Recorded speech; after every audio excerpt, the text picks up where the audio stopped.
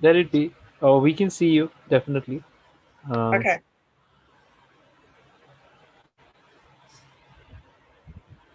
Right.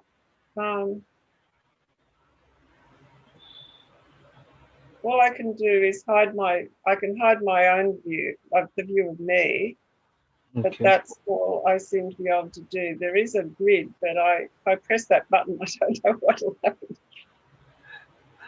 Not an issue. Not an issue.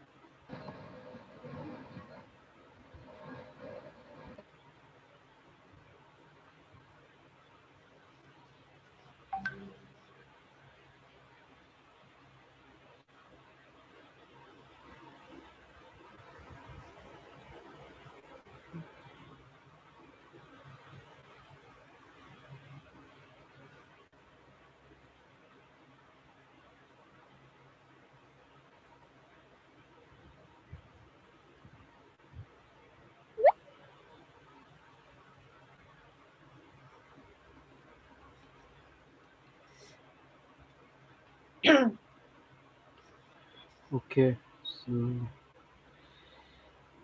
starting in a few minutes. Hi, Vishal. Just let me unmute you. Yep. Hi, Nikhil. How are you?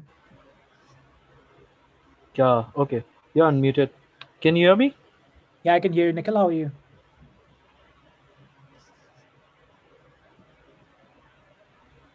You can't hear me, Nikhil? can hear you. Looks like Nikhil can't hear me. Hi, Helen. How are you? I'm well, thanks. Where are you based, Helen? Okay, my microphone. I'm in Brisbane. did something. Oh, you're in Brisbane. How's the weather? Perfect. It was 26 know. degrees today.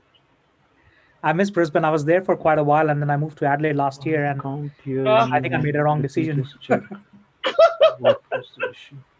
Well, it was perfect blue sky today. It was Hello. freezing. It was 5 degrees last night here. So Yeah, this was a bit cooler last night than it has been. Hello.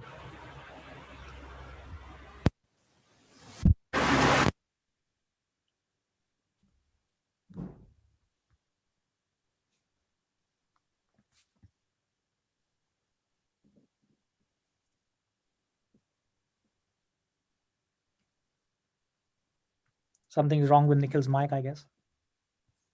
I don't know. Sometimes you put yourself on mute accidentally, or you don't realise you're still on mute. I'm waiting for the Queensland restrictions to go away so I can come down there on the Gold Coast. I got friends there. Yeah.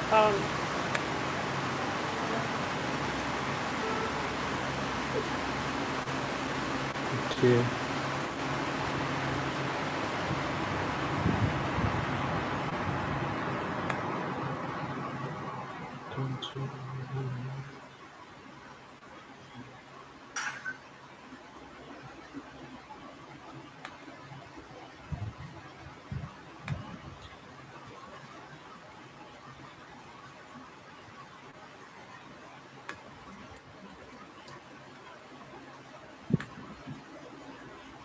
Okay. Helen, can you hear me? Yes. Okay. I'm not able to hear anyone. I don't know why. Let me just check microphone.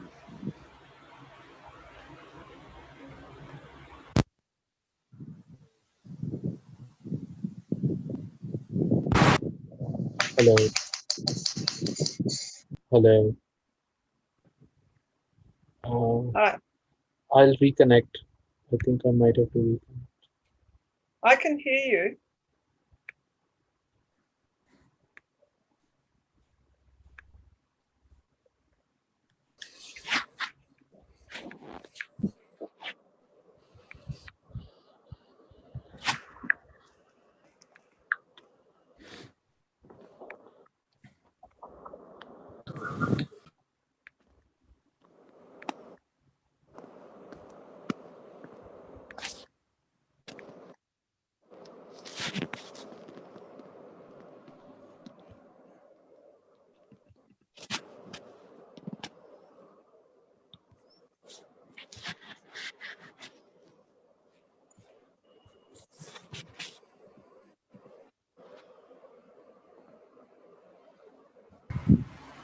Hi guys. Can you hear me? Yes. Oh, perfect. Yeah. Okay, great. Hi Vishal. Hi Shubha. How are you guys? Nikhil, how are you? You're good? I'm good too. Vishal, all set with the virtual backgrounds. Look, I'm a lecturer, so I'm always on a virtual background. Great, great, great. Absolutely. Honored to have you here. Thanks for inviting me. Shubham, where are you currently? Right now in Melbourne or where? I'm in Jaipur. Oh, you're in Jaipur. Nice. Perfect.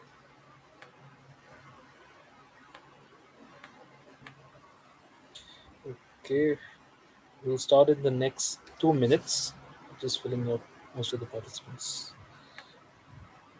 Helen, just let us know when you're ready with the presentation. After 2 minutes, we shall start. Yeah, I'm ready. Okay.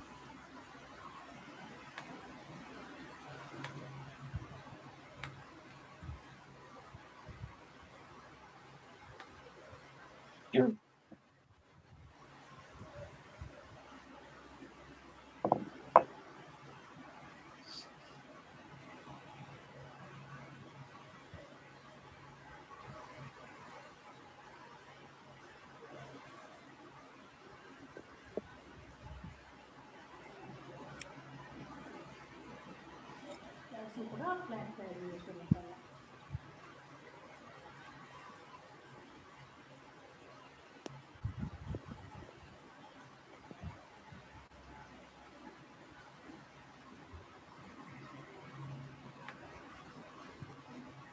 guys, kindly just put your video on mute.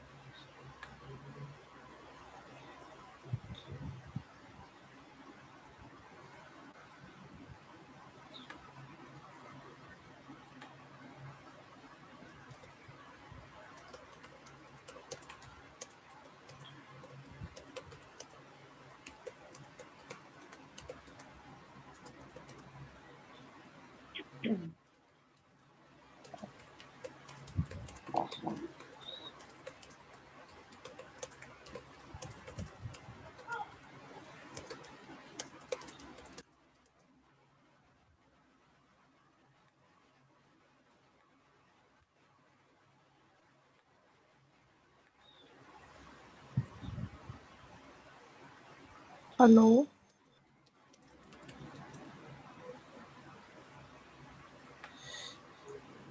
Hello everyone, just give us a minute. We'll be starting in the next 1 minute.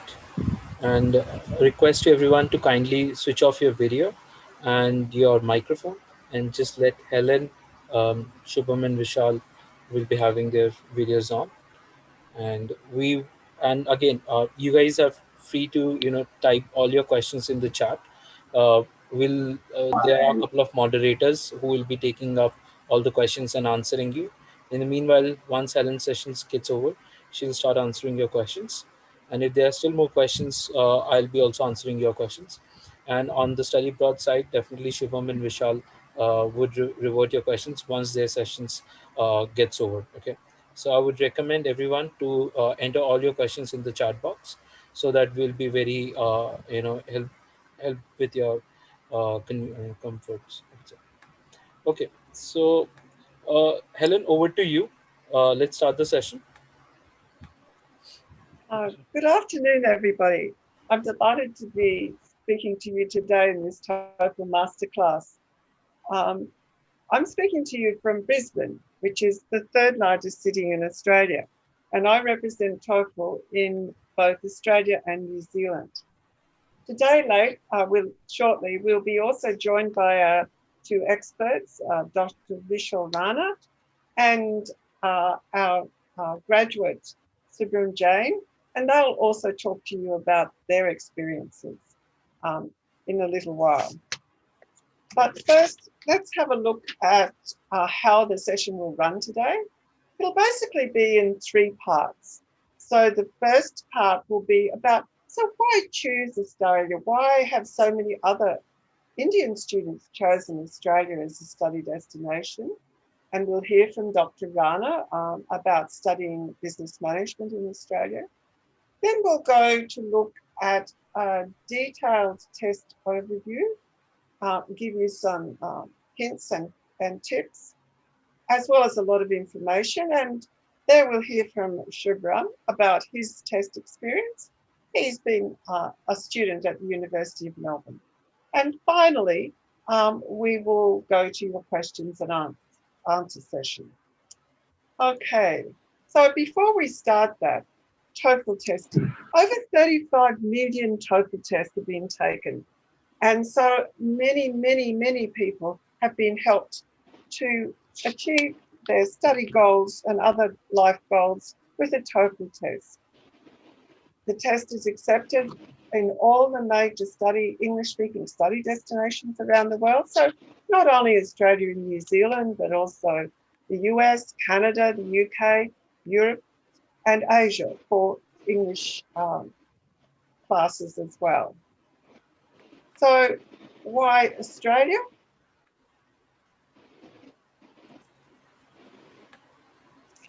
I guess there are many reasons why you might choose Australia, and different people will have different priorities.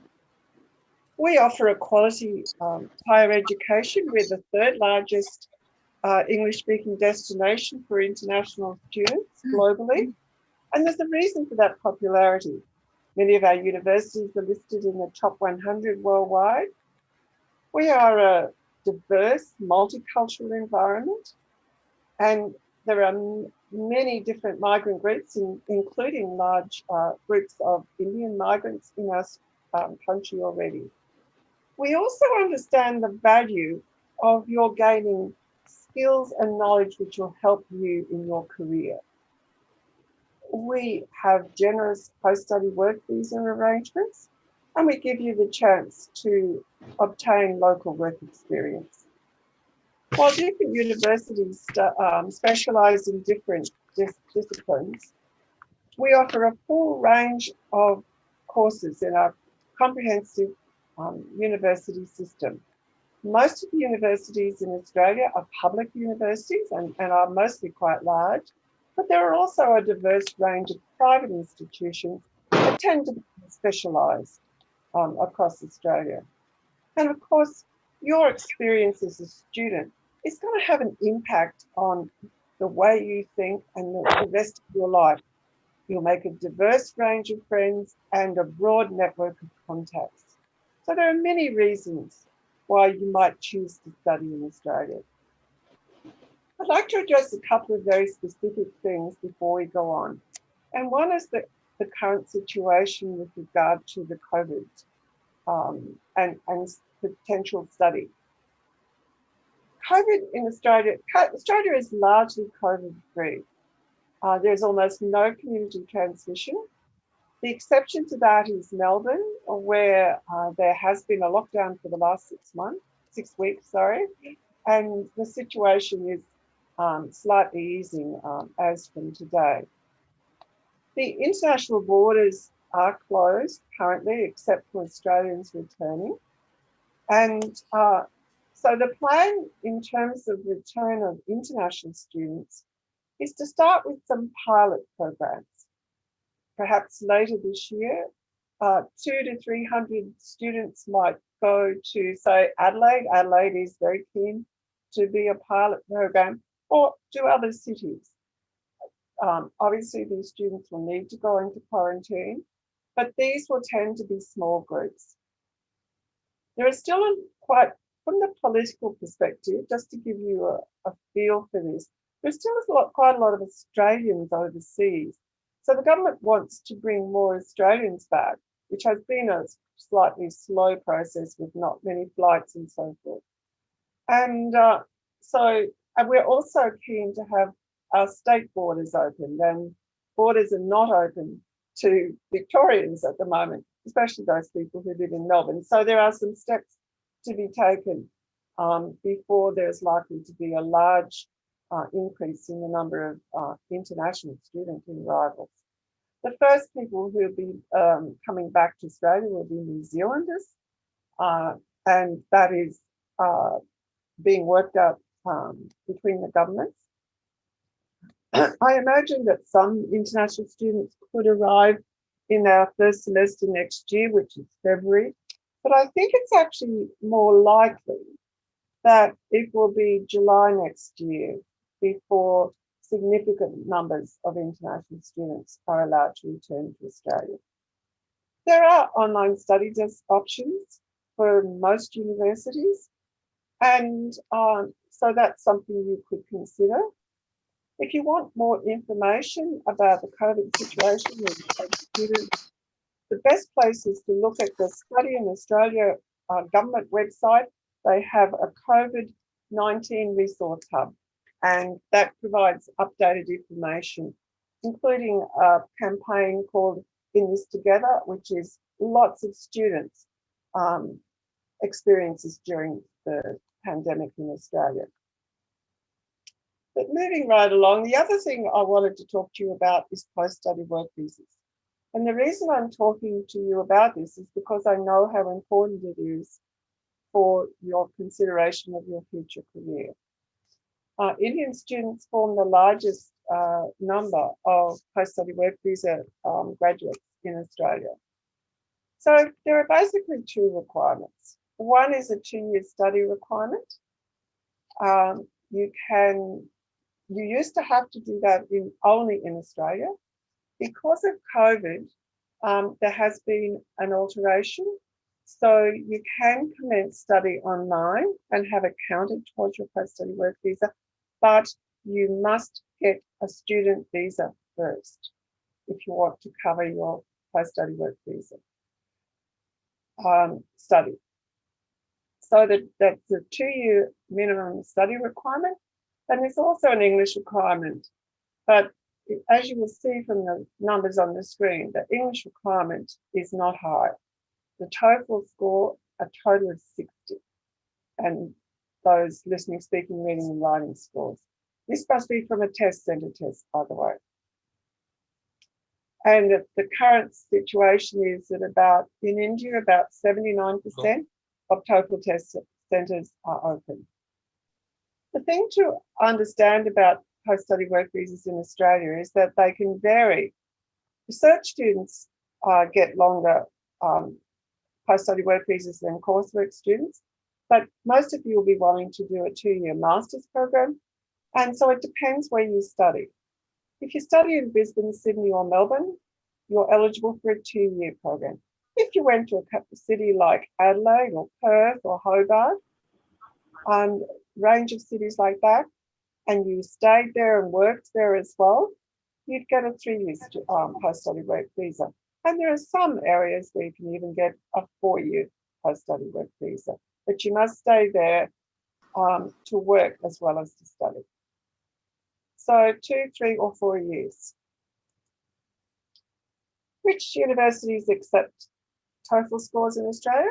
The short answer is all of them. All of them both receive TOEFL scores and accept TOEFL scores. Our largest number of TOEFL scores go to the group of universities known as the Group of 8. So here we see testimonials from the University of Melbourne and the University of Sydney. And I'll share some more testimonials with you later. I did look at the data actually for which universities got the largest number of TOEFL scores. So in Melbourne, Monash, Melbourne, RMIT, Deakin and La Trobe. In Sydney, largest numbers were the University of Sydney and UTS and Macquarie. In Queensland, which is my hometown, University of Queensland, but we do get TOEFL test results going to all universities and to other institutions as well, like the study group colleges. We've put together some scores for you just to give you a bit of an indicator. These are the TOEFL total scores for entry into a bachelor's degree. Some master's degrees would have the same requirements. So you can see there that there are a range. You will often be asked for particular listening, speaking, reading, and writing scores as well. That's quite common in Australia. Also accepted for all of the student post-study work visas, skill migration, and permanent residence. So you can use the TOEFL test with any of those. Do it in a TOEFL test centre if you want to use it for skill migration or PR. And here's some more testimonials from a diverse range of universities. So we have the University of South Australia, Macquarie University of Sydney, and Swinburne University in Melbourne.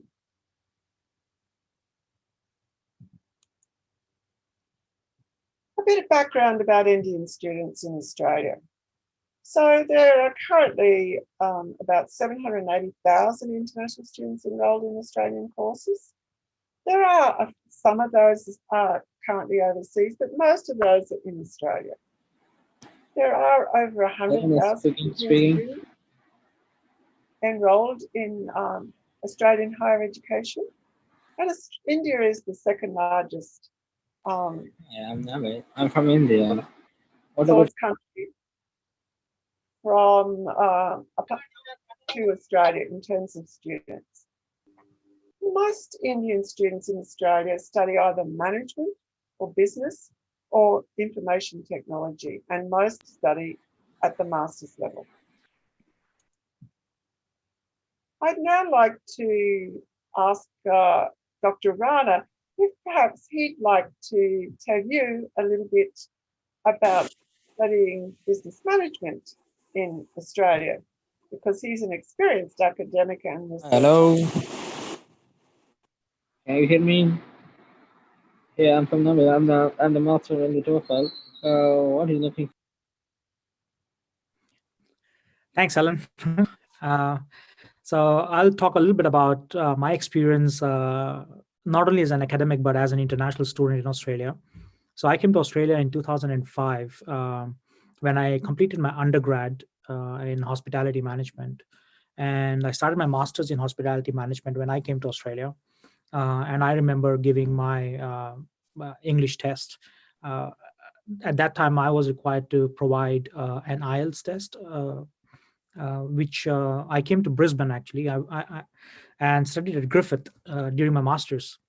And Helen, thanks for pointing out some numbers. I saw some stats about the Indian students coming to Australia. I recently saw a stat about Indians in Australia as migrants. Actually, Indians are the second highest number of migrants in Australia after England, who apply for PR and have become permanent residents here. So I've been here 14 years and I'm a citizen now. And I became an academic a bit later. I worked for around 7 to 8 years in Australia. And then I chose to do a PhD in management, again from Brisbane at Griffith. And I recently completed my PhD and became a full-time academic. Now, as an academic in management, Australia is one of the very top-rated countries when it comes to management education, especially when it comes to group of 8 universities in Australia, where you would be required to give a TOEFL exam to get an entry. I doubt I did look at some questions that were being asked at the chat, and someone asked, do they need to give a GRE to enter into an MBA program? And I don't think that's a requirement in many of the universities in Australia, but maybe Monash or Melbourne Business School, maybe they require GRE, but I'm not very sure because I did not do an MBA from the GO8. So that is something that I'm not very sure about. But other than that, there's two kinds of students who actually come to Australia. Two kind of Indian students, at least I can talk about, who come to Australia for higher education, undergrad or masters, whatever they come for. There's one cohort of students who come just to make sure that they get a permanent residence in Australia. And then there is another group of students who are really keen to study and make a career out of their education. So there's both types of students, and we cater to both types of students here at universities.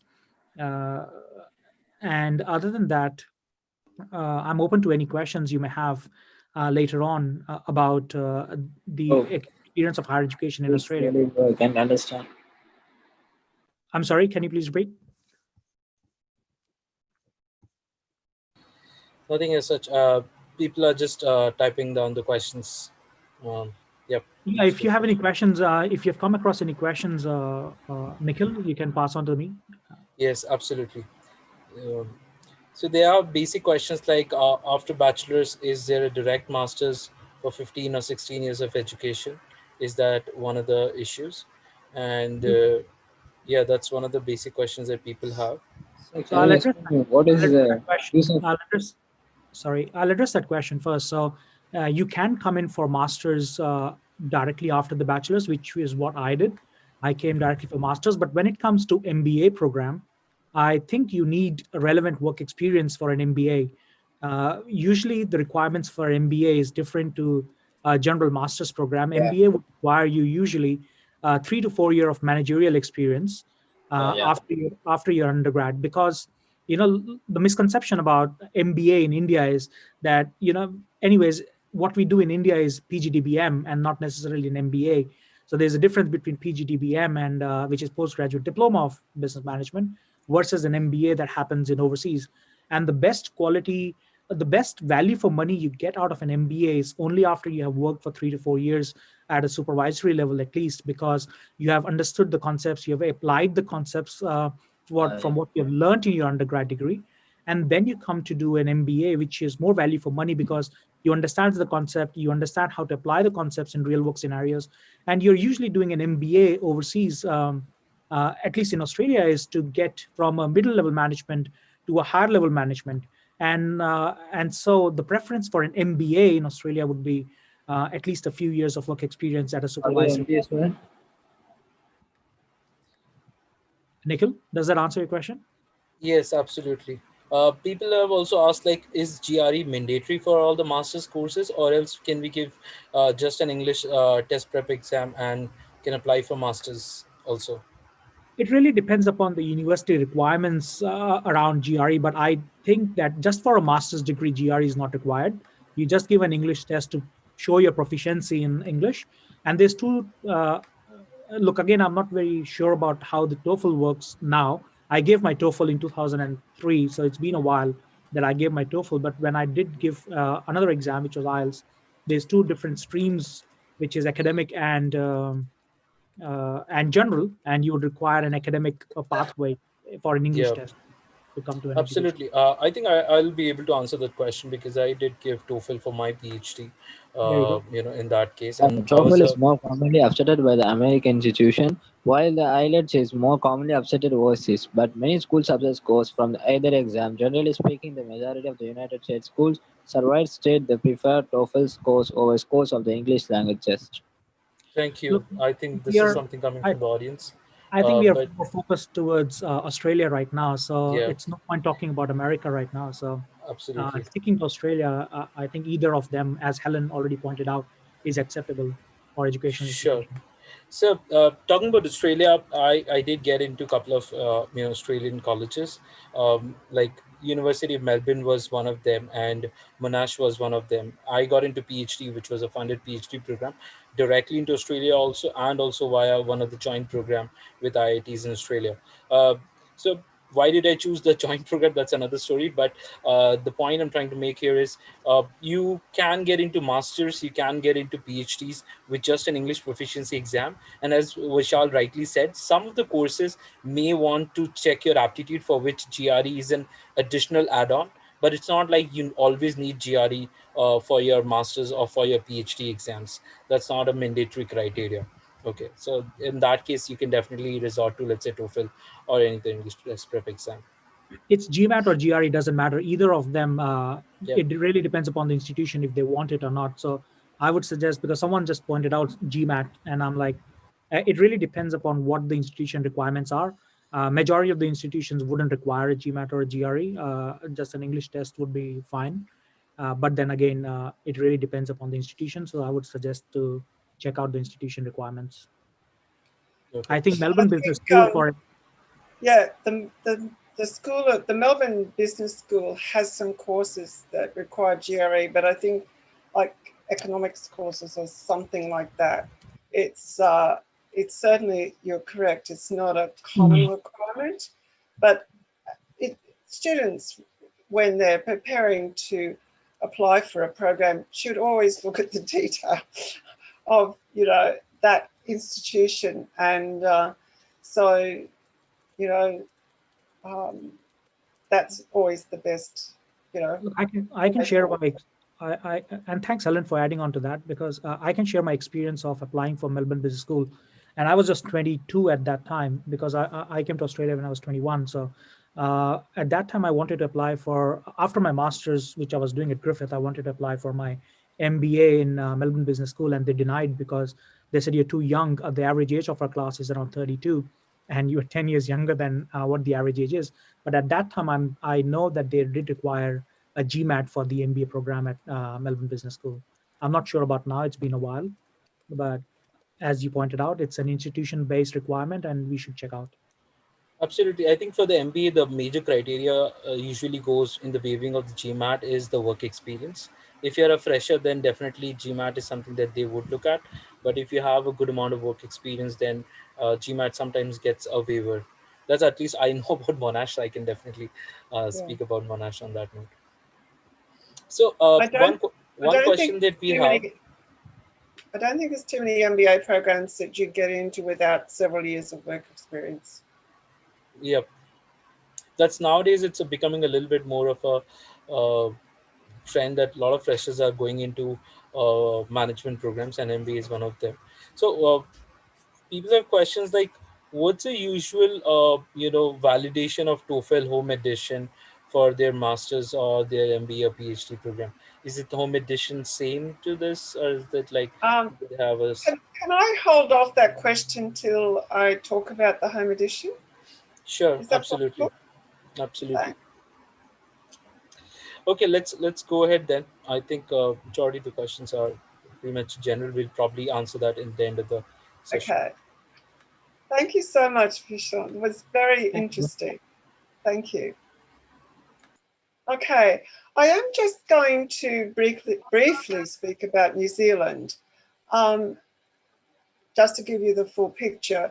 Much of what I've said about Australia applies to New Zealand. So all universities accept TOEFL scores, um, as does Immigration New Zealand for permanent residents, but do these tests for immigration, do these tests in a test centre. Also for lower level courses and polytechnic courses, New Zealand Qualifications Authority accepts TOEFL scores.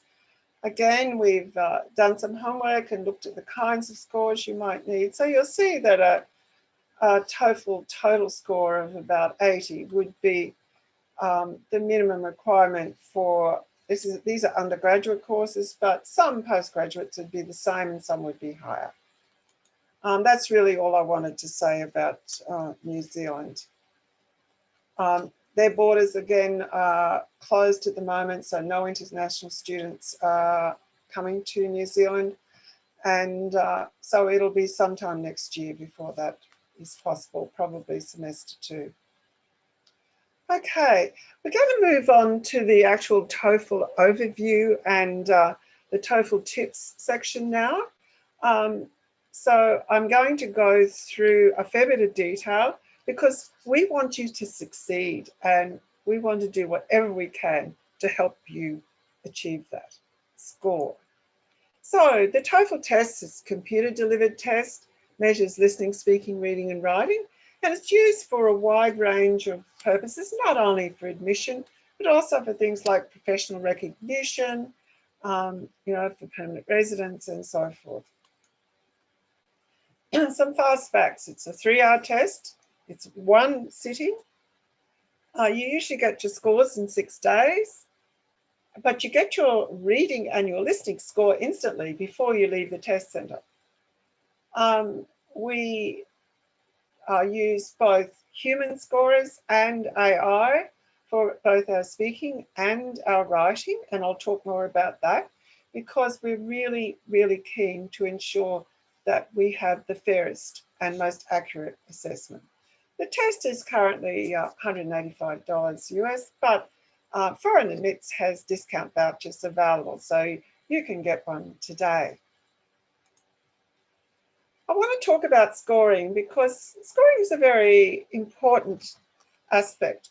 You want to be sure that if you've done your best on a test, that you're going to be judged fairly and other people are going to be judged fairly and without bias. So the listening and the reading are scored by computer. So these are actually multiple choice.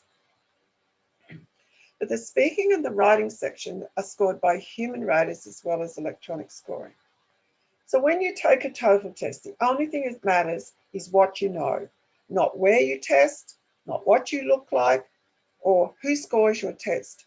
All scoring is handled by a centralized scoring network to ensure consistency, fairness, and quality, and to offer a complete and accurate assessment of your ability. So that is really, really important. So you have, for your speaking, you have 4 different human raters plus an electronic score for each of them. For your writing, you have 2 different human raters plus electronic scoring for both of those pieces. Each of the sections is out of 30, so you get a score for writing that's out of 30, for reading it's out of 30, and so forth. And the total score is an addition of that, so it's 120 maximum. That's your maximum score you can get. One thing to remember, and this applies to all the sections, particularly those sections where you're choosing your answers. You don't have points subtracted for incorrect answers. So never leave a gap. It's better to guess than leave a blank space. Okay?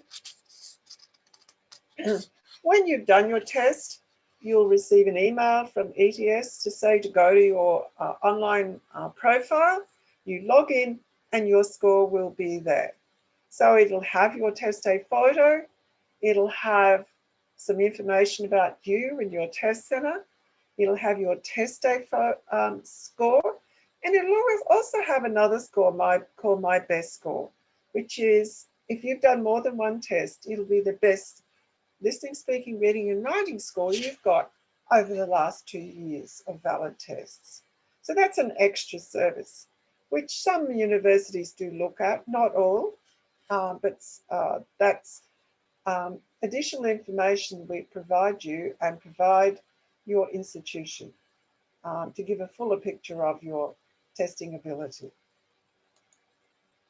So what kind of questions does the TOEFL test use? Let's look first at reading. So you will see for reading and listening that there is a range, and there is a reason for that, because all test companies pre-test their questions. So for TOEFL reading and listening, we actually pre-test the questions in a real test, and you obviously only get reading or listening, you don't get both on the same day. So we only mark your real questions. We don't mark the test questions as well, but we do look at how students perform so that we provide suitable questions for students in future tests. So with the reading, you're listening to passages and responding by choosing responses. For the listening, you are listening to some brief lectures or classroom discussions and choosing a response. You then have a 10-minute break. You then have a speaking section with 4 tasks and a writing section with 2 tasks. And I'll give you more information about these in a minute. So the maximum the test can take is 3 hours. Okay, so let's look at the reading section. So it's about assessing how well you read and understand. And all of these materials are based on the kinds of materials you will see as a student in an academic classroom. So you've got 3 passages. Each of them will be about 700 words long with 10 questions. Now, you don't need to know anything else. Everything that you need to know to answer the questions will be on the page. And if there's any unusual words, there'll be a glossary. So you don't need to guess. So what are the kinds of things that you need to know to prepare? Obviously, it's really important to just read each question carefully so you understand what the question is asking. Only use what's in the passage, even if you think you know more about the topic. And when you're preparing for this, try to get more complex text to read. See how the discussion or argument is structured. You know, what makes it interesting or compelling. You also will have a reading strategy that suits you. So are you someone who reads the whole thing first, then reads the questions? Perhaps you prefer to just skim read first and, you know, just get a feel for it. Do you answer the questions? Do you go through paragraph by paragraph? The best advice that you can get is also to go to some very high quality resources that we provide. I might add, ForeignAdmits helps you with testing materials as well. So I'm only going to tell you about TOEFL materials, but they will help you as well. But I strongly recommend that you look at this webpage and also look at a section called Inside the TOEFL Test. These are a set of YouTube videos, and they tell you in great detail what's going to be required. So please don't miss those. And this is all free. Okay, the listening. Obviously, it's about your ability to understand both lectures, because you're going to be in a lecture theatre, but also to understand questions and conversations that might occur either just with you and your fellow students, or amongst, other students, the lecturer, and so forth. So we want you to not only listen for basic understanding, but understand what the speaker's attitude is, and what they're trying to convey. So there will be a combination of lectures and conversations. So you have three or four lectures. Some of them you might hear classroom discussion as well. And then there might be a conversation with two speakers who are talking about a specific topic. How do you prepare for that? One good thing to do is to try and listen to some news or podcasts in English, and try different accents. Get used to, you're listening to my Australian accent now, but you might get a British accent. You'll certainly get some American accents. So try and get used to the difference. And take notes. When you're listening, it's really good idea to take notes. You want to keep track of, what are the main ideas or key ideas and concepts, and are there any particular, key points that fall out of that? Are there any solutions? Once again, have a look at the TOEFL TV site, the YouTube site, to hear more about listening. These TOEFL, Inside the TOEFL Test, also gives you samples that you can listen to responses for. Okay, speaking. Now, speaking is very different in each test. In our test, you're going to speak into a microphone, and we're trying to listen for probably about 3 different things. One is your delivery. So try not to speak too fast, for example, because you want the person who's listening to be able to understand you. Try and have a natural voice, but not too quickly. And try to be clear and reasonably fluid. Try to use joining words and so forth. We do also look at your language use. So this is grammar and vocabulary and so forth. But an important aspect is also what we call topic development.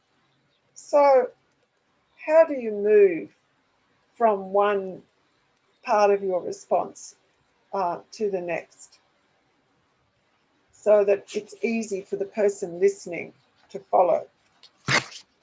So in terms of speaking practice, a good idea is to actually do some timed speaking practice, because you will have a specific amount of time to do each speaking response, and you want to manage that well. So you can also record and evaluate yourself using our TOEFL speaking scoring. So the scoring rubrics are on the website. Scoring for TOEFL tests is holistic. So they're not marking you for errors. Overall, it's your ability to communicate. But remember, I said we look at delivery, we're looking at language use, and we're looking at topic development. So see if you can mark yourself on those when you've recorded yourself speaking. Listen to the sample responses on the TOEFL TV. This is inside the TOEFL test. and make sure that what your responses are clear and intelligible. So you will have a number of different types of questions. So question 1 is a fairly straightforward topic. You get 15 seconds to prepare and 45 seconds to speak. And it'll be some question where there are two perspectives. For example, a common practice question is, some people like to spend time with their friends in cafes or restaurants, whereas other people prefer to have their friends at home. So, what do you think? And so you give your answer, but you give your reasons as well. Don't try to memorize responses to a whole lot of questions.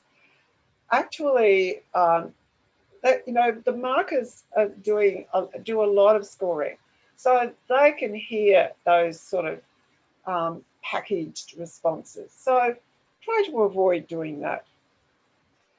Question 2, remember there's 4 questions on the speaking. Question 2 is something that we call an integrated question.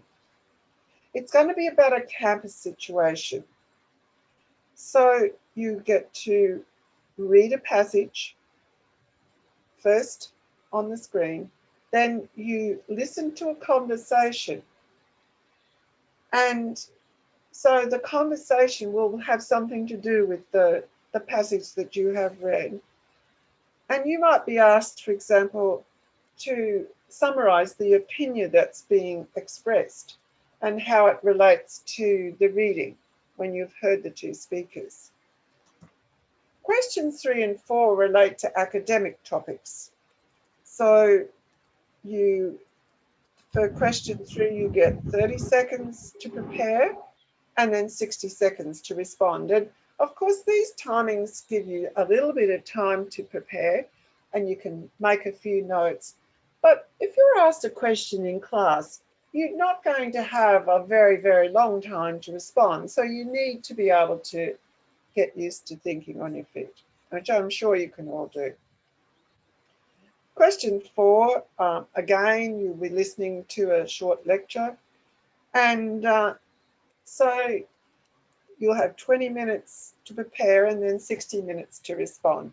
And you'll basically be summarizing the key points of the lecture so that we can hear that you understand what is happening. For the writing section, so we're measuring your ability to write in English, and it's good to have it well, clear and organized when you actually do your response. Now you're going to be typing your response.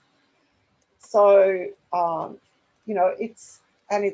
it's not for a speed typist. You shouldn't worry about that. The first question is an integrated task.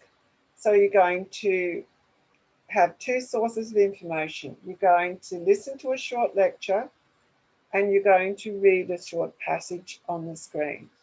Once the passage comes back, so you can actually see that on the screen. And essentially, you're going to have it to summarize and integrate the information from the passage and the lecture.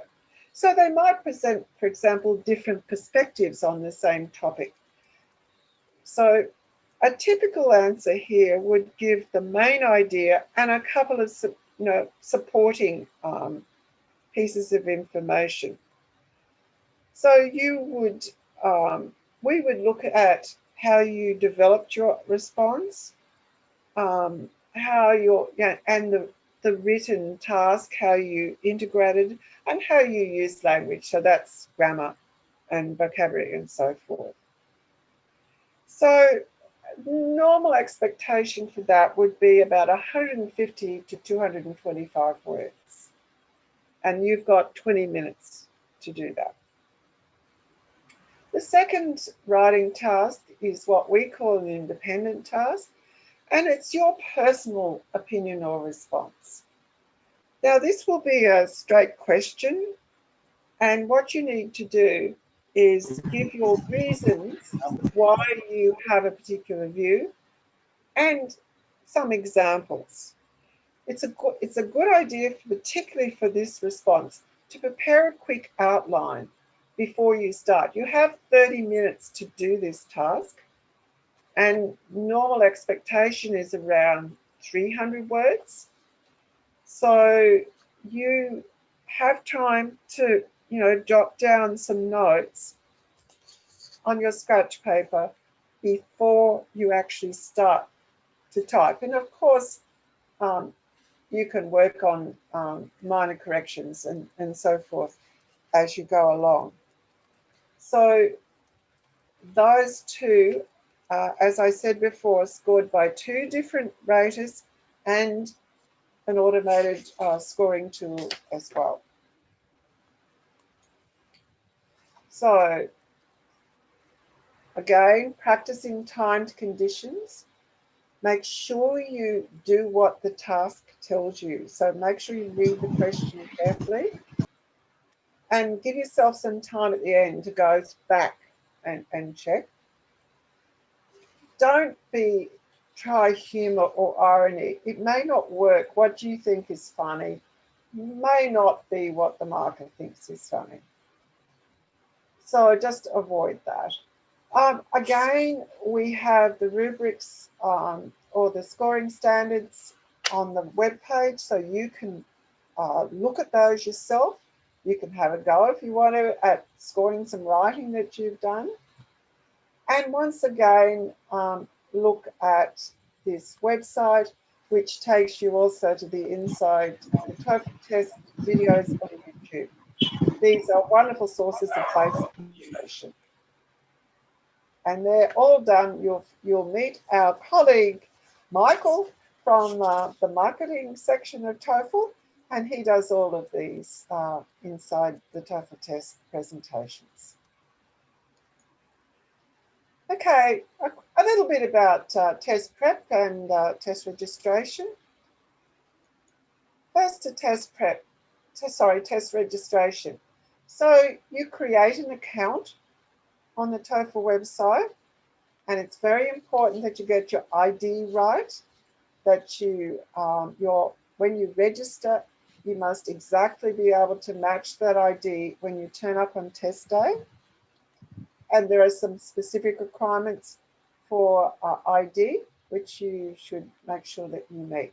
Anyone who has health-related issues, perhaps you need extra time or extra support, we also, of course, provide all of that support for you.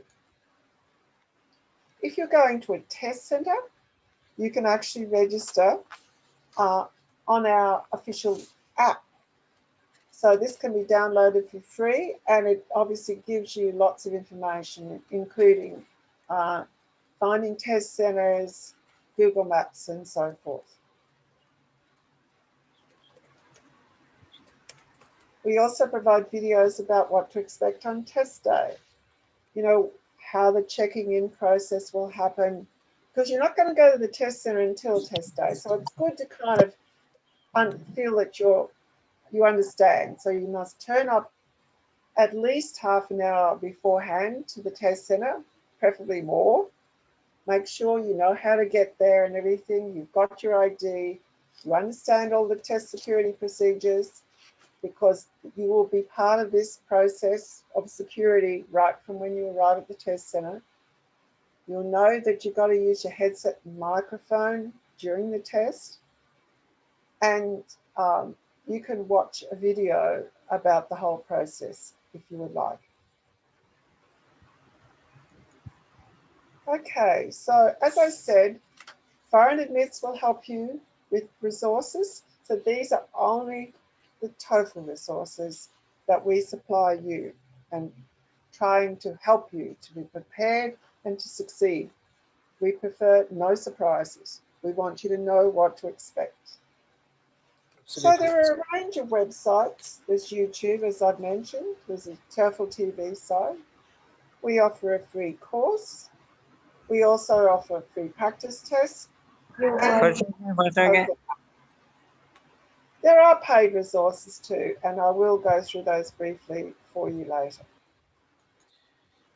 The website to find the best experience, best information, to be able to register, to find tips, to find prep courses and so forth, is TOEFL Go Anywhere. So I recommend that you start there.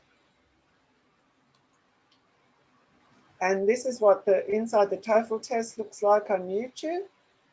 And they're highly recommended listening. We do have a free online test prep program. It's a self-paced course and it goes through each section in great detail. It provides quizzes, sample questions. You can also even send in your speaking and writing practice questions and get scores. And if you want to access that, this is the website. So that's a free TOEFL practice prep program.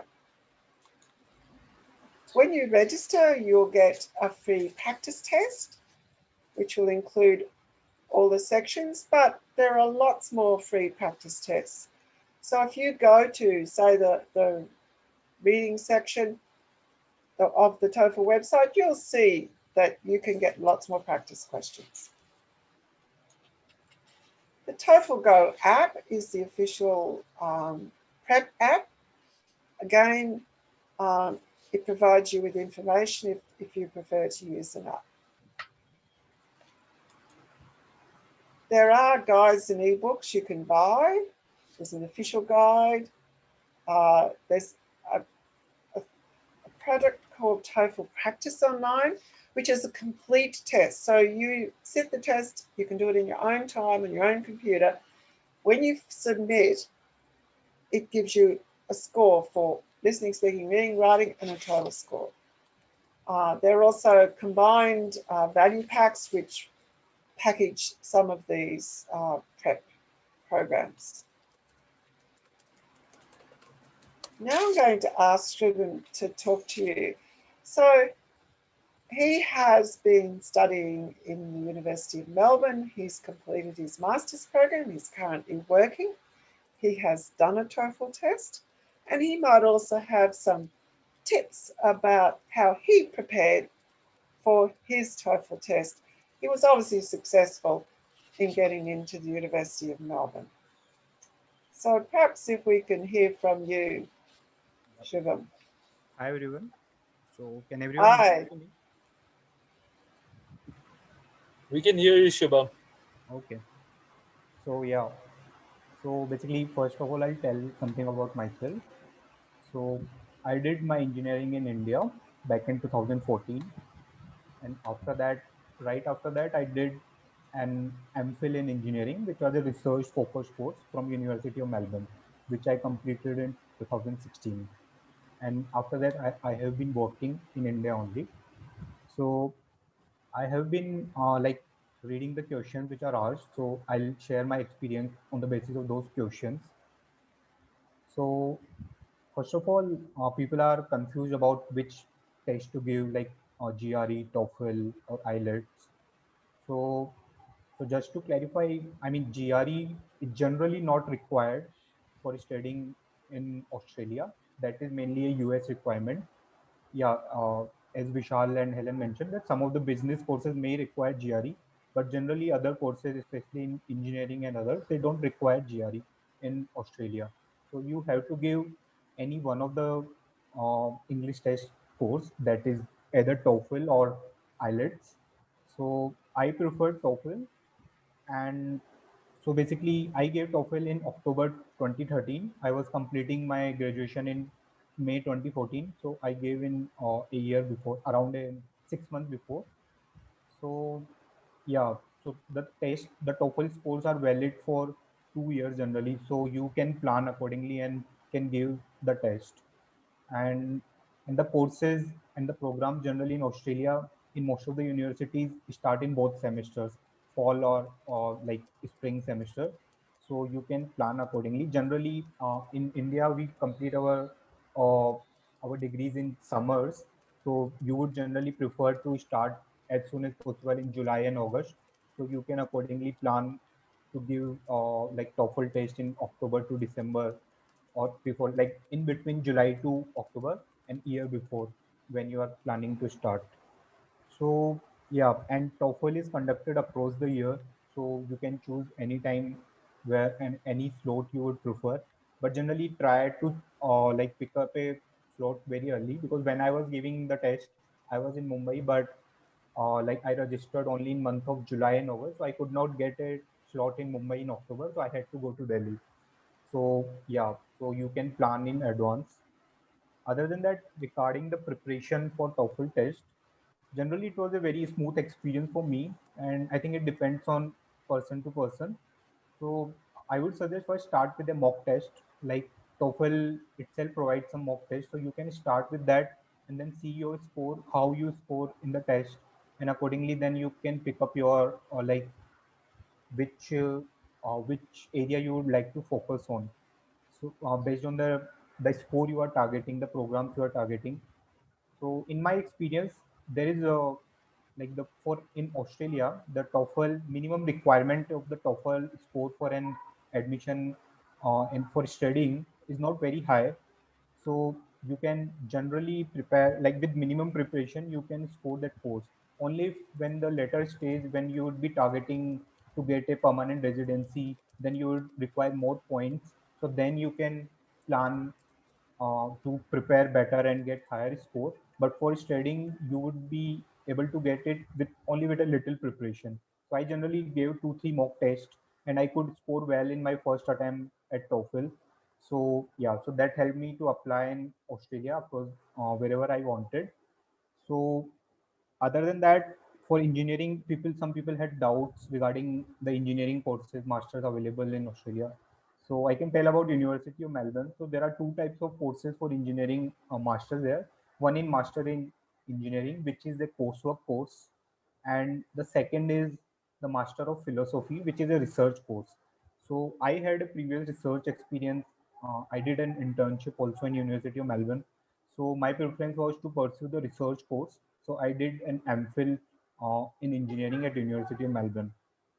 So these are the courses available there, and some people had doubt about whether any experience is required. So no, in general, no experience is required to get into master directly after bachelor's, and that is preferred also, especially in engineering. You can go for a master's in engineering or master's in philosophy course based on your choice, whether you want to go for a course or a research course. And then yeah, so regarding scholarship, so for scholarship, TOEFL is also required. I mean, it is a requirement for the study, so that would also be requirement for scholarship. But generally for scholarship, your overall profile would be considered, how you scored in your graduation, ho- how what kind of experience, like project experience or research experience you have while you were doing the your graduation, and then what kind of recommendations you can get from your professors and all the things. So your overall profile would be considered for getting a scholarship. So for me, I could get a scholarship for my research degree in Melbourne. So yeah, so it would depend on your profile and not particularly on your TOEFL score. But it's better if you get a good TOEFL score. Certainly, it would add on to your overall profile. And yeah, so and regarding my experience in Melbourne, so I really enjoyed there, and I think yeah, like it Melbourne has been considered being ranked like one of the most livable city in world, and I can assure you that yeah, so it was very good to my experience in Melbourne, and even I visited other cities in Australia. So overall, it would be nice experience for an student perspective and for working also. And yeah, and after studying, the opportunities would be there, and there would be like career sessions where you can go and you can like find jobs for yourself in the career fairs or by via internet also, and universities. By building your network you can do that. And regarding visa, generally for masters, if you do a course of master, you would be eligible for a 2 years post-work visa. For a research master, you would be available for a 3 year post-work visa, and for a PhD, you would be eligible for 4 years post-work visa. And generally, I have seen by the time your post-work visa expired, you would be eligible for a permanent residency also based on how you would score in your TOEFL test and other criteria. So yeah, so that's what my experience has been, and yeah, I'm happy to answer other questions also. So you can post in the chat with my name, or you can ask now also. Thank you so much. That was very helpful, I'm sure, to students, and will give them a lot of hope that they'll be able to succeed as well as you have. You've obviously done very well. So well done. Congratulations. Helen. Well, I'm sure we'll have some questions for you. Don't go away. Okay, I did want to touch quickly on the TOEFL Home Edition. And because this is available to all of you, why are we doing this? Well, if you've been living in one of the containment zones, obviously you can't do the things you would normally do. And so we are trying to help those students to test virtually to minimize disruptions to their study. And we have had a huge response globally. So we've had students from over 160 countries who have taken the TOEFL Home Edition. And that has included thousands of Indian students. The way the test runs is different. It's the same test, and I'll go through the similarities and the differences. But basically, on 4 days a week, it operates 24 hours a day. So you choose according to the time that's appropriate for you. You're going to do it through your home computer. You obviously don't actually have to be in your home. You have to be in a private space where no one else is going to come in for the whole test. So most people do it at home. I did the accession testing before we released it. I did it on my dining room table because I didn't want to clean up my desk. You've got to have a clean desk, and I didn't want to clean up my desk. So there are some environmental requirements. You need to know that the whole thing will be videotaped, and there is a website that has everything you need to know. And so it's the website on the screen, the Special Home Edition website. You really need to go to look at that website to see what all the requirements are. So I'm only going to give you a quick overview now. I'm not going to go through it in a lot of detail. So the test is the same test. It is not a different test. It's the same test as you get in the test center. So it's exactly the same experience. If you do a practice test, if you do a test center test, it's all the same. Has the same features, same scoring, same price, same prep resources, everything is the same. What is different is the computer requirements, the environmental requirements. You've got to have a desktop or laptop, so no phones. You can use either a PC or a Mac, but it's got to have a Windows installed. And it's got to have a Chrome or Firefox browser. You also will need external microphones and speakers. So unlike a TOEFL test center, you are not going to use headphones and a digital mic. And that's for some security reasons, which I'll explain. You also need a camera in either in your a webcam in your computer or as a separate thing, because you're going to need to show your environment to the proctor. Oops. Okay, test the environment. So private room, you can't do it in like an internet cafe or a restaurant or something. And you've got to have a desk or table and a proper chair. So no bean bags, no lying in bed. You actually have to have a proper surface and a proper chair that can be checked by the proctor. Also, there are some other requirements. No pajamas. I know. The thing is, we don't want you to be embarrassed because your picture is going to be on your TOEFL test score, the picture that's taken on the day, your test day photo. So you won't want to see your pajamas. You can have your religious coverings and so forth, but you must have your ears visible. So you can't have hair or any other items on your ears because we don't want people using listening devices.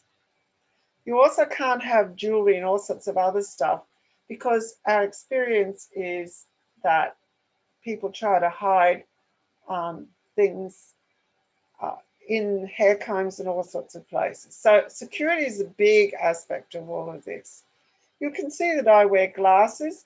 I had to put my glasses up really close to the camera so the proctor could check them, because some people try to cheat by having cameras in their glasses.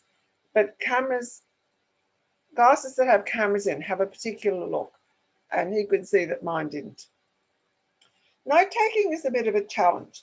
As I've said to you, note taking is really important during the test. So there's one of two options. You can't have just normal paper and pencil.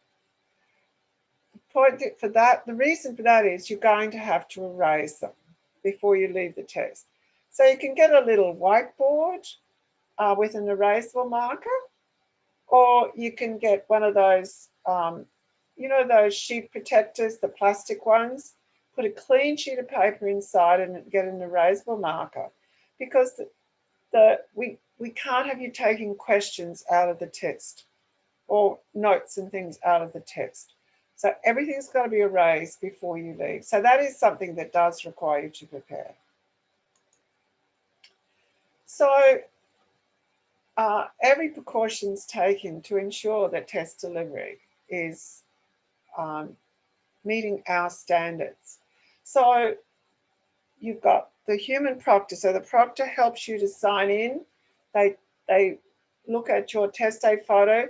There is facial recognition between the test day photo that's taken and the photo on your ID. And that facial recognition between your ID photo and the photo of your ID, and your face are done throughout the test.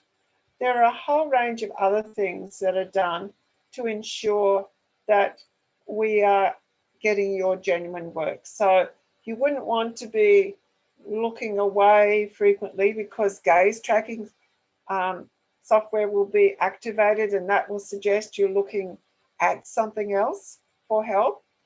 They have all sorts of other ways of, they know what they can, the proctor can see what's on your screen if you've tried to activate other programs or anything. So any malicious activity is going to be picked up. And we want people to have confidence in the score, so we don't want people cheating.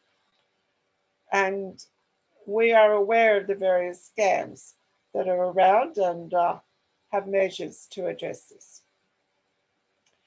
So, who uses, perhaps we'll go back here. Who uses the home edition? I would say almost all of the Australian and all of the New Zealand universities accept the home edition. But please check with your visa requirements. Depending on which university you go to, you may need to have a test and a test. And you'll have to check that on the immigration website by putting in your country and your institution, and it will tell you if you need to have an English test, which means a test and a test. Half the universities in Australia you don't require a test and a test, but the other half you do, and other levels of institutions, probably they will need a test and a test as well. So do check that before you proceed. Okay, so up. 100% of universities accept TOEFL tests, 100% in New Zealand and in Australia.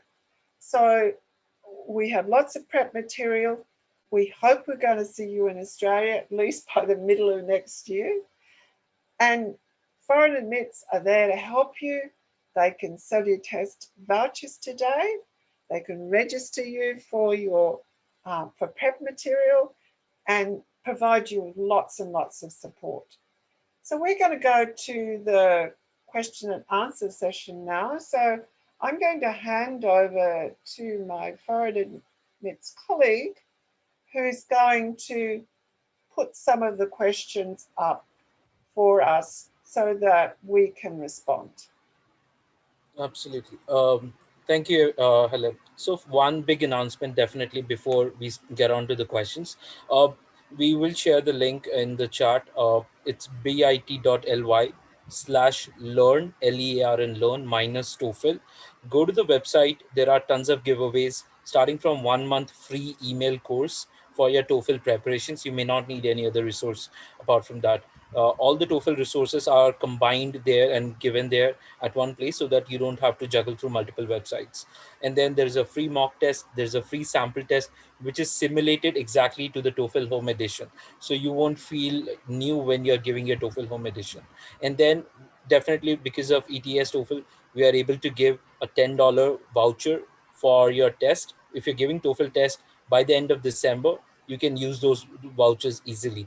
You just need to register so that we can verify you if you're giving the test, and then you can directly encash the voucher. And yes, one of the big announcement, one of the participants from this webinar attendee would get a complete TOEFL test for free. That's something, we'll email it to you. It would be like a lucky draw. Don't blame us. But yes, one of the participants will get that. Yeah, over to the questions now. Uh, we have questions predominantly, I feel, is about acceptance of the TOEFL Home Edition versus the TOEFL IBTs. And one question which has popped up a lot of times is, are the TOEFL test dates fixed, or how do we book the dates? Is it like on a rolling basis or something? So that's something, I think it's very generic questions. So are you talking about the dates for the TOEFL Home Edition or the dates for the TOEFL Both, Test Centres? both, Okay. both. TOEFL Test Centres, the dates are set. If you go to TOEFL Go Anywhere, on the front screen down the bottom, you can actually put in your city and you can see when the test dates are coming up. So you can put in a period of time up to 2 months and see where the test centres are in your city or in other cities for that matter. But those test dates are set and they're only usually on a couple of days of the week, mostly weekends. For the home edition, it's available, it will be available right till the end of the year, and maybe next year too, depending on demand. But certainly it's going to be available to the end of the year, and I think they've probably put dates up. So 4 days a week, which is Sunday, Monday, Tuesday, Wednesday, you can go. So what happens when you register for a TOEFL Home Edition? It's a 2-step process. So you go to the ETS website and you choose the TOEFL Home Edition option, but the rest of the registration is the same. So you pay or you use your voucher. Then after that, you have to go to the ProctorU, which is the company doing the proctoring. So they're the ones that actually run the schedule, and it's a 24-hour schedule. So you've got 4 days of the 24-hour schedule. So you choose a time during those days, and you can book in advance. So, you know, there should be plenty of options for you if you book early. And certainly we are, as soon as we can, we will open more and more test places in test centres. We understand there are health requirements, there are space requirements. So, you know, it depends on what the local rules are as to how fast those test centre places. So it's good to be organised and to plan a bit ahead. Okay. So, a couple of questions I think were from.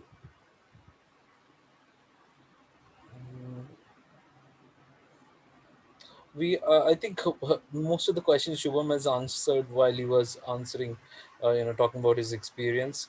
So regarding the scholarship, most people have a very simple question like how do they get and apply for scholarship, or does TOEFL scores also have any impact on the scholarship? Uh, yeah. So generally for scholarship, every university have their different scholarship, and there are some universities which are national level universities or state level universities in Australia, which are valid across all the universities. So while finding a particular program itself, while you would be applying for the program, you would be given option to apply for a scholarship. So obviously you would select that option, and then the process of applying for a scholarship and applying for the admission would remain the same. There would be same process. You would be applying, you would be giving your TOEFL score, you would be submitting your statement of purpose, or all the things required. So based on your profile, you would be awarded a scholarship or the admission with scholarship or without scholarship. There might be some universities or some scholarships for which you have to apply externally, but generally most of the scholarships are covered under your program, admission program itself. And TOEFL score, now, like, no one can say if that would be like how much weightage it would have in awarding the scholarship, but certainly like it would help if you have a better score. Yeah, there are also more recently, there's been a program to encourage students to consider cities outside Brisbane, Sydney, and Melbourne, which is where, of course, the majority of students are. So some regional universities have some of they're partial scholarships, not complete, not full scholarships, but some regional universities have specific scholarships that they've, applied for support already, and but they are not the big city universities, obviously. Yeah, it's really quite individual in terms of scholarships as to what's available.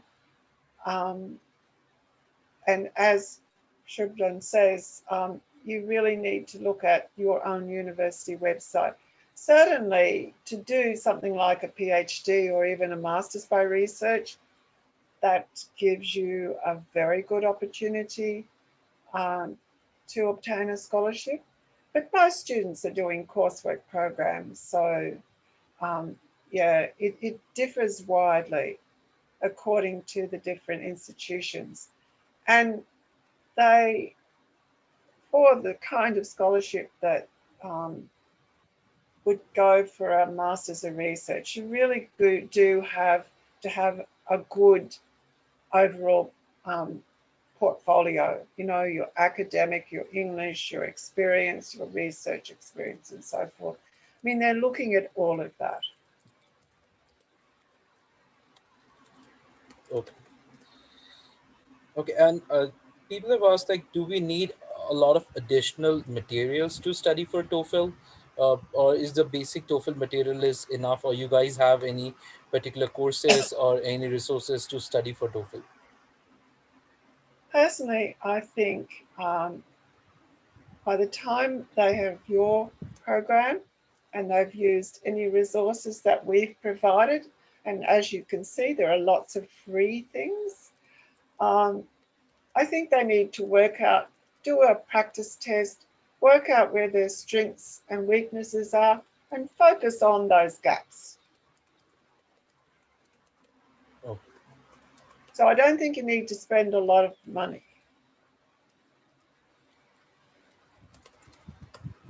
okay. In PhD, what are the kind of exams that is mandatory to give? Uh, is there any specific set of exams that one needs to give? This is, I think, is more directed to Vishal and me. Vishal, any thoughts on this? No exams actually. You should have first grade honors in your undergrad, or if you have done masters by thesis, then you should have a first grade honors in your masters by thesis as well. There's no exams for PhD, at least not in management. Okay. Yeah, talking about research, let's say in engineering or any earth sciences and all civil engineering fields, you don't need as such an exam. But yes, regarding the English proficiency, you may need to give TOEFL, just like I gave one.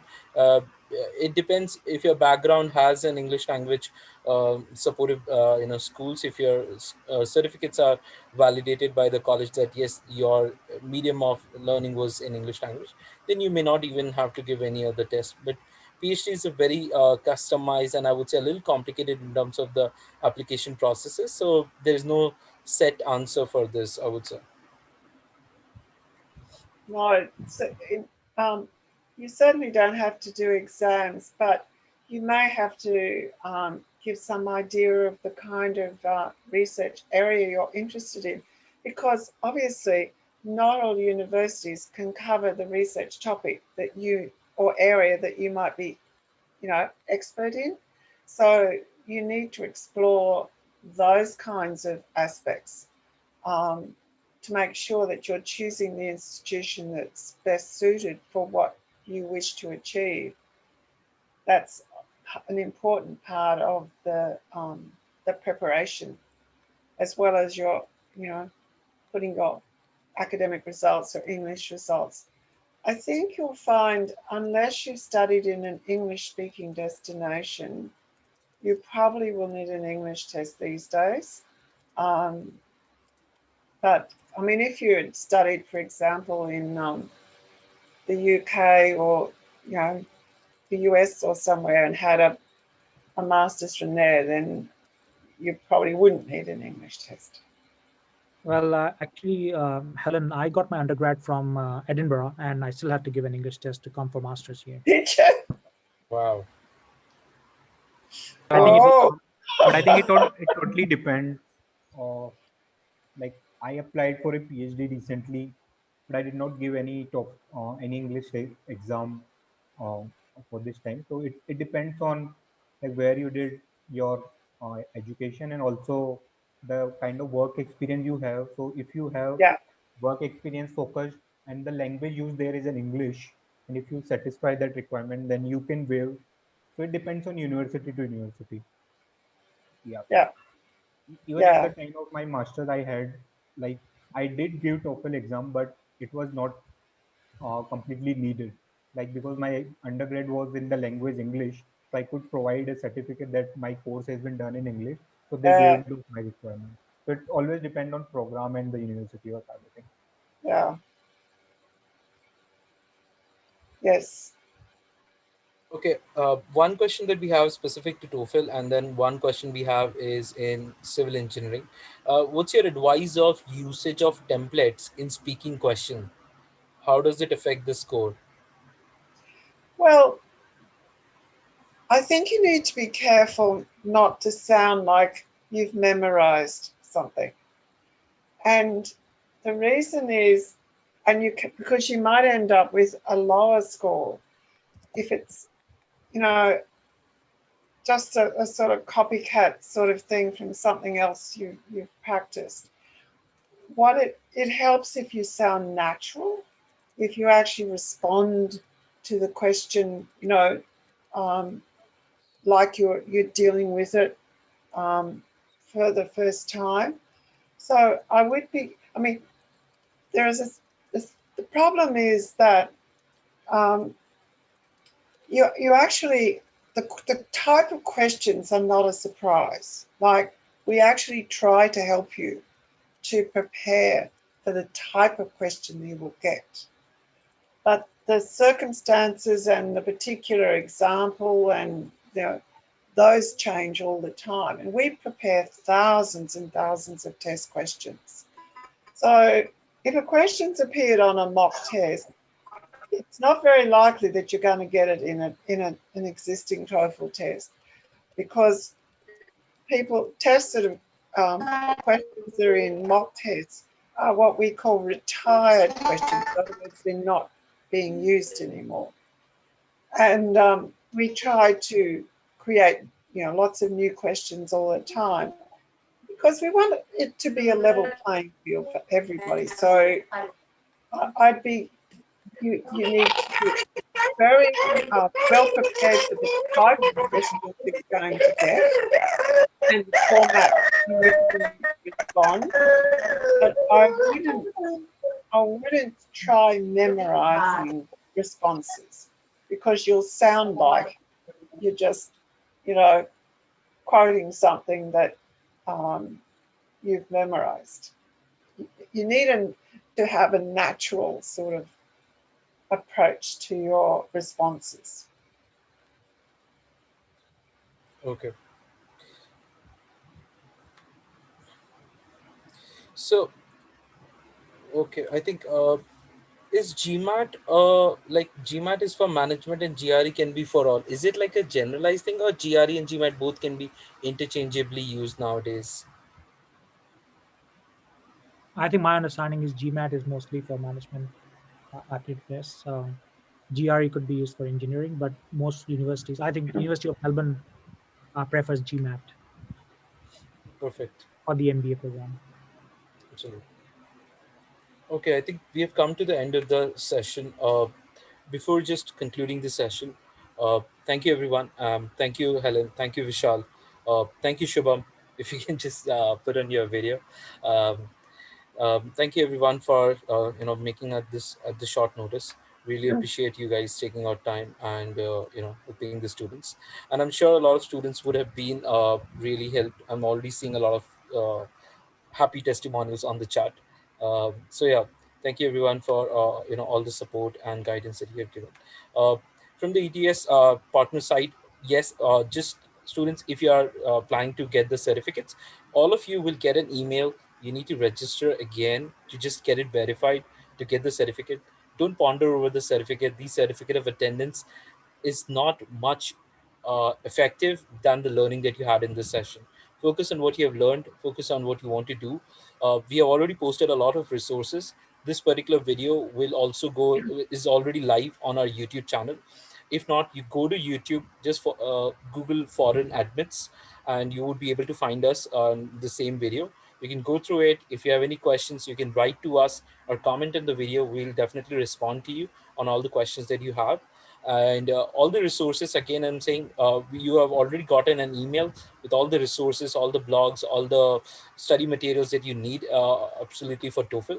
If you're giving TOEFL in the next 3 to 6 months, you definitely have a voucher to probably save some bucks, but probably focus on what you really want to study than just getting into the dilemma of tests and all.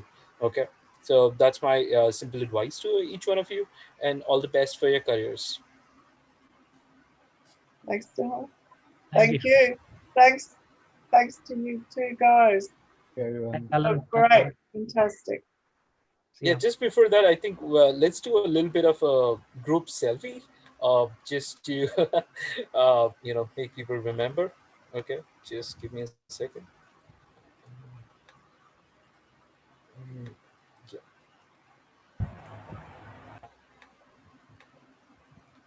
Okay, so I can't say here cheese, but I hope you guys are having a good time. Let's see. Okay, let me get into the speaker view. I'm a little bad at this. Just Helen, can you just switch off this presentation so that we can all come in the gallery? I can try. If I stop screen sharing. Yes, Yeah. yes, absolutely. Perfect. Okay. Yes, absolutely. Abhishek, you might have to go for now. Okay. All the attendees, if you want to come in, definitely join us. We'll be very happy to all of you here.